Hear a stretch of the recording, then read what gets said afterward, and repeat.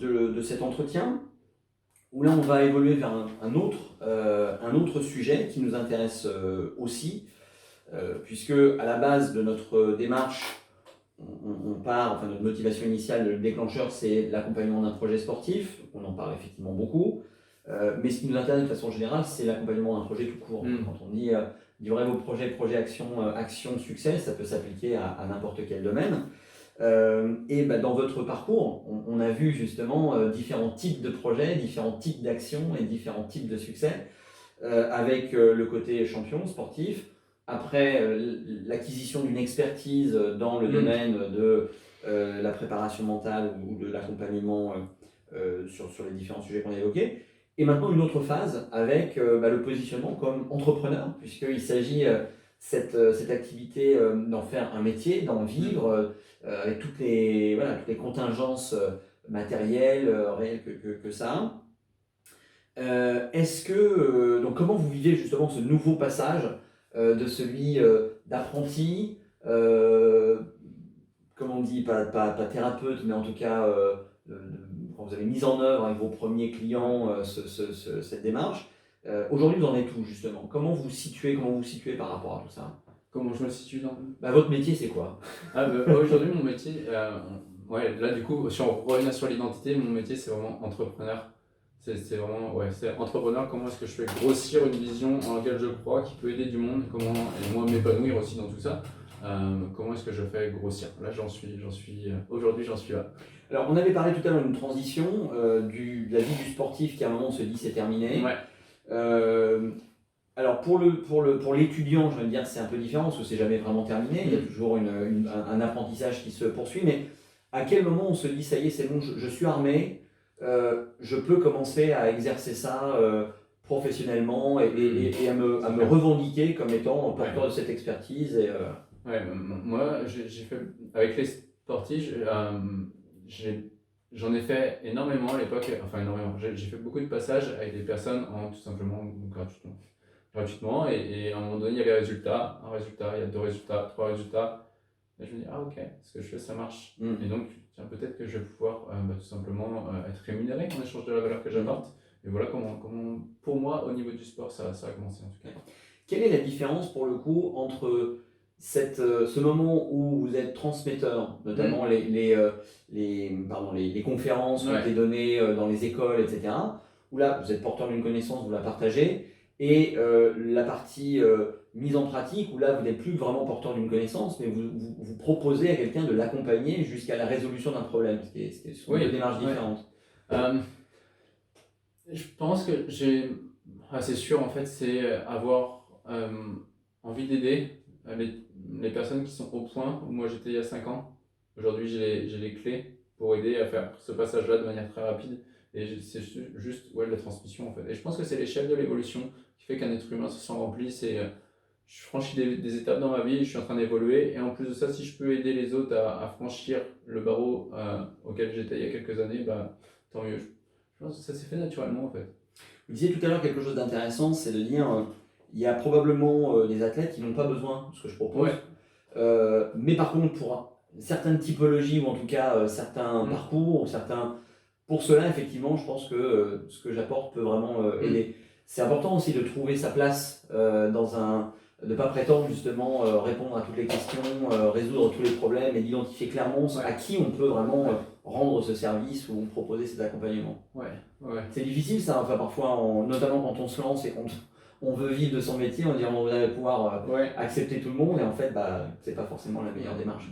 Mais pour ça la vie est tellement bien faite qu'on prend 2-3 claques et après ok, j'ai arrêté de faire ça, c'est pas mon domaine. D'accord. Tiens là ça marche, je me sens bien, je me sens aligné, j'ai des résultats avec les clients, c'est top, je me mets là. C'est arrivé justement des situations où vous avez voulu, où vous été sollicité et répondu positivement pour accompagner des gens, vous avez dit mais ça marche absolument pas. Ça s'est arrivé, des personnes qui justement ont trop de bénéfices secondaires en rester là et moi de passer dans cette posture que pourtant on apprend le sauveur, le persécuteur et la victime, le triangle de Karpman.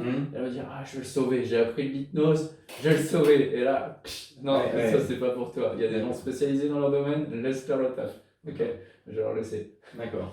Et donc aujourd'hui, si vous deviez mettre le doigt et rendre plus explicite pour les gens qui nous écoutent, justement, dans quelle situation vous pensez spécifiquement pouvoir accompagner quelqu'un efficacement? Moi, c'est un sportif, maintenant j'ai de plus en plus d'entrepreneurs aussi qui ont ça, c'est ce plateau de verre. C'est-à-dire que je m'entraîne, physiquement ça va, techniquement ça va, et pour autant j'arrive pas à aller plus loin. Alors que je sais que je peux aller plus loin et je vois des concurrents qui sont meilleurs que moi tout simplement. Et du coup, boum, je finis la compétition, je suis frustré, je me sens coupable parce que je m'entraîne autant mais j'y arrive pas et ça passe pas. Donc c'est vraiment cette typologie, je suis sportif, je sais que tout va bien et là il y a un gap à passer. Oui, techniquement, j'ai le niveau, physiquement, j'ai le niveau, tactiquement, j'ai le niveau, mais la performance ne se concrétise pas. En exemple, l'athlète que j'ai suivi, c'était un cadre d'école et quand il a vu mon storytelling, il s'est dit ah mais Pierre, il peut m'aider. C'est Michel Comte, donc champion du monde vétéran. En judo, c'est ça. En judo, c'est ça. Donc, alors je croyais que c'était 5, moi je communiquais sur 5 et dernièrement il m'a dit au fait c'était 6. Donc 6 finales Europe monde depuis du coup quelques années. Et à chaque fois en finale, il perd. C'est quand même dingue. Et nous on fait une séance, on règle un truc personnel qui n'a rien à voir. Et il s'autorise du coup chez lui à développer une partie qu'il n'aimait pas jusqu'ici, donc il condamnait. Et du coup, vu qu'il a condamné, il ne s'autorisait pas à l'exprimer sur le tatami. On fait ça une séance, après on fait quelques séances quand même derrière pour le rassurer. Mais dès la première séance, je savais que c'était fait, et là, boum, il fait champion du monde. Donc à ce moment-là, je me dis, ouais, mais il n'y a pas de hasard en fait. C'est le petit truc qui permet en très peu de temps d'écrouler la charge émotionnelle. Mais c'est super en plus cet exemple parce que parfois la fragilité, ou en tout cas justement ce blocage d'une certaine façon mentale, on l'associe à la jeunesse. Et on dit, voilà, ce sont des jeunes, ils n'ont pas encore l'expérience. Et on voit que le gars, il connaissait son domaine, a priori, 50 ans, championnat du monde vétéran. Et il y avait encore ce truc qui bloquait. Qui bloquait. Donc c'est vraiment intéressant. Et dans l'entrepreneuriat, enfin pour les entrepreneurs aussi que j'accompagne là-dessus, c'est pareil en fait. À chaque fois, les personnes, on a tendance à aller chercher d'autres savoir-faire en oubliant l'essence même qui est un être humain.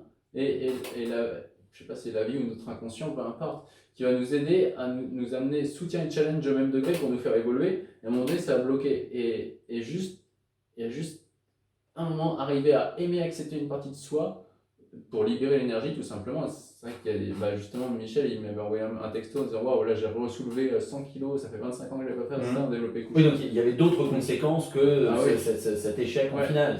Il y avait d'autres répercussions qui avaient peut-être moins bien. Il ne les avait pas perçues, mais pourquoi? Parce que dès qu'il y a quelque chose, dès qu'il y a de l'énergie que l'on réprime chez nous, une partie de nous que l'on réprime, mine de rien, tout ce qui nous prend de l'émotion nous occupe de l'espace, du temps et de la gravité.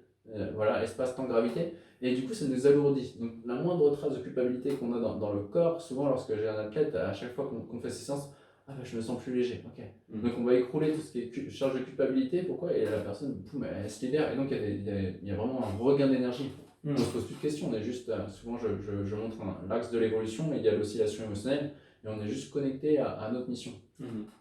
C'est vrai que dans cette construction d'identité de champion, pour le coup, par de culpabilité, c'est assez compliqué à construire parce qu'on est dans un. Enfin, on vise l'altruisme, on vise être au service des autres, on vise, etc. Alors que la quête du champion est quand même très, très centrée sur soi et très exigeante et très. Donc le fait de pouvoir réconcilier ces deux aspirations, c'est quelque chose qui peut devenir bloquant parfois, ou en tout cas perturbant. Carrément, Chez les sportifs, les traits de caractère qui bloquent dans la majorité des fois, la majorité du temps, c'est égoïste, arrogant, méchant. C'est les 3 traits de caractère qui reviennent le plus souvent. Et du coup, quand la personne accepte le fait qu'elle a le droit d'être perçue par l'entourage d'être égoïste, parce que du coup, vu que c'est intéressant, parce que dès qu'on va faire naître des concepts comme ça, comme égoïste, au même degré où je vais dire égoïste c'est mal, au même degré, je vais dire altruiste c'est bien. Au même degré où je vais percevoir qu'il faut absolument être gentil dans la vie, au même degré je vais condamner méchant. Et les deux concepts sont indissociables, comme un aimant, en fait je ne peux pas le couper en deux. Oui, on ne peut se représenter de la méchanceté que par rapport à la gentillesse et inversement, et finalement les deux ont besoin pour exister. Et plus la personne va se libérer des concepts, et plus quand on a le concept, tu dis ok, si dans ta tête t'es ni arrogant ni humble, il se passe quoi? Je suis juste moi-même. Donc plus la personne va se libérer des concepts, plus elle va se concentrer uniquement sur qui elle est tout simplement.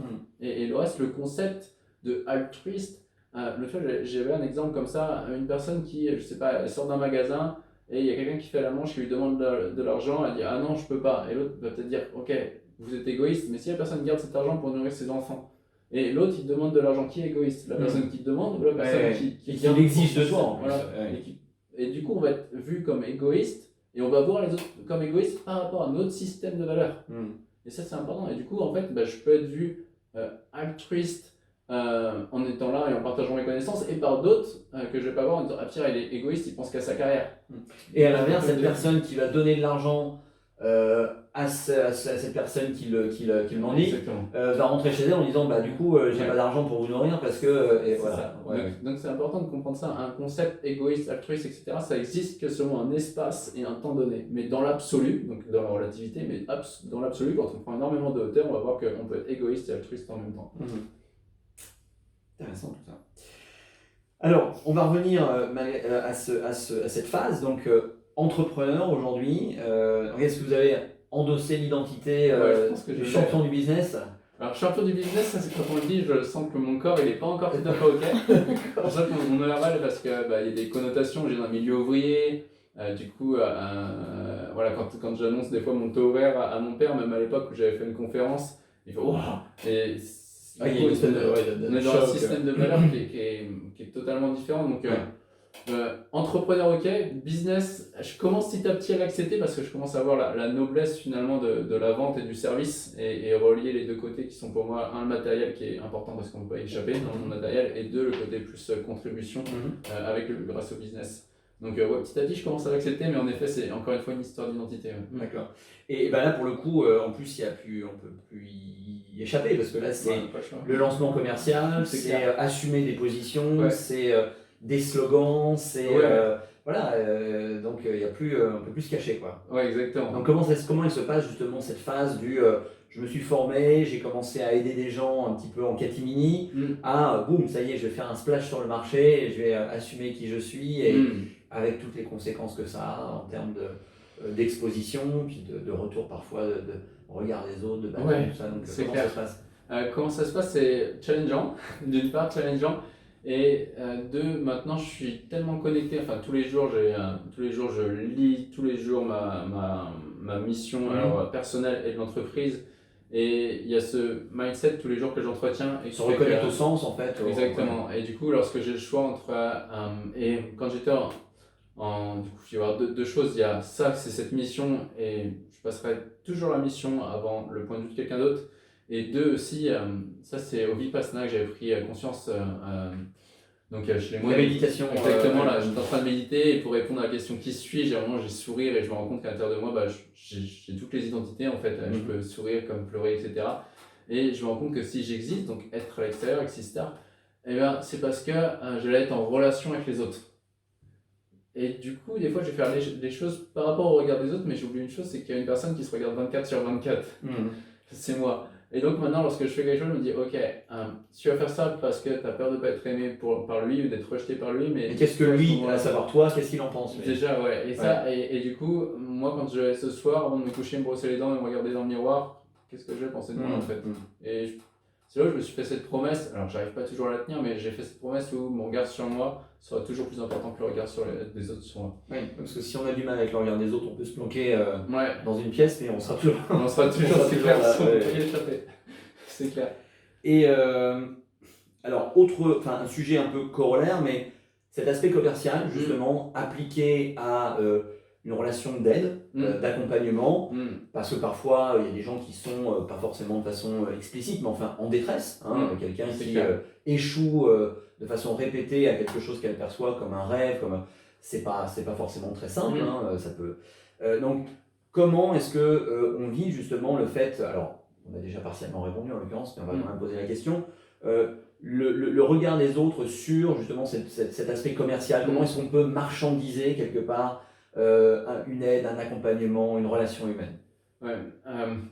Moi, ce qui m'aide à le faire justement, et à pas rentrer dans le syndrome, j'essaye de sortir au maximum du syndrome du triangle de Cartman. Donc je suis pas un sauveur. J'aide ou je sauve. Voilà, je suis pas un sauveur. La personne, si elle vient pas avec moi, il y aura quelqu'un d'autre, c'est que c'était pas son chemin.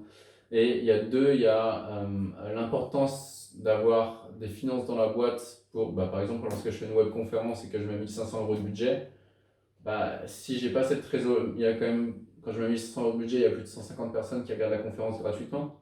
Et du coup, je commence à créer des liens entre les gens qui peuvent se payer mes services et le gratuit. C'est aussi un moteur pour faire du gratuit, bien sûr. des programmes de 7 jours qui sont à 17 €, des vidéos YouTube, des podcasts, etc. Et du coup, j'ai commencé à connecter tous les points et à voir, ok, c'est quoi tous les inconvénients si je génère pas d'argent pour moi et pour les autres, et c'est quoi tous les bénéfices, quels vont être tous les bénéfices pour moi et pour les autres si on a une entreprise qui tourne et qui fait beaucoup de bénéfices. Donc, encore une fois, je pense que c'est ce lien en fait entre égoïste et altruiste à la fois, je prends et je donne au même degré. D'accord. Qui m'aide. Et donc, dans cette profession qui est à la limite de profession très réglementée, on travaille sur le mental, il y a plein de choses, plein d'interprétations qui peuvent être sujettes à caution, dérives sectaires, etc. Est-ce que c'est quelque chose que vous avez déjà rencontré, auquel vous avez déjà été exposé Non, pour l'instant c'est bon, j'ai pas encore été exposé. D'accord. Ouais, donc, mais bon, après on verra si ça arrive. Je pense que chaque client que j'ai, du coup, on filtre les personnes qui rentrent. Après, ça reste notre jugement. On estime que les personnes sont responsables de rentrer dans notre programme ou pas. Après, voilà. Alors justement, parce que un des aspects qui m'intéresse aussi, c'est la mettre la technologie justement au service d'une créativité qui permet de créer des formats qui rendent ce genre d'accompagnement accessible. Parce que sinon, l'expert, il est condamné à t'es en face de moi, je peux te délivrer mon expertise, mais t'es ailleurs, c'est pas possible.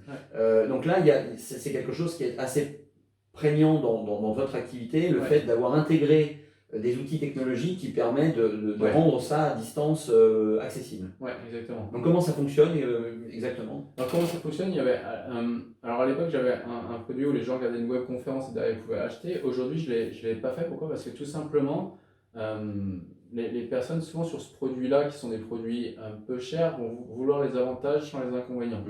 Et du coup lorsqu'on regarde, c'est la moyenne aujourd'hui des produits sur internet. Ils vont regarder à peu près, il y a 10% des personnes qui vont finir la formation en ligne. Donc ils vont mettre 200 € pour regarder 10%. Et du coup aujourd'hui on a adopté le choix donc ça demande tout le temps, nous d'avoir du temps, mais d'avoir une sélection des personnes qui allaient rentrer dans le programme. Et ok, ils ont un programme en ligne à suivre, mais ils ont aussi des suivis avec une personne. Ça nous permet de moins dupliquer la valeur, par contre de s'assurer que la valeur est bien transmise. Donc d'avoir un plus gros taux de satisfaction client. D'accord.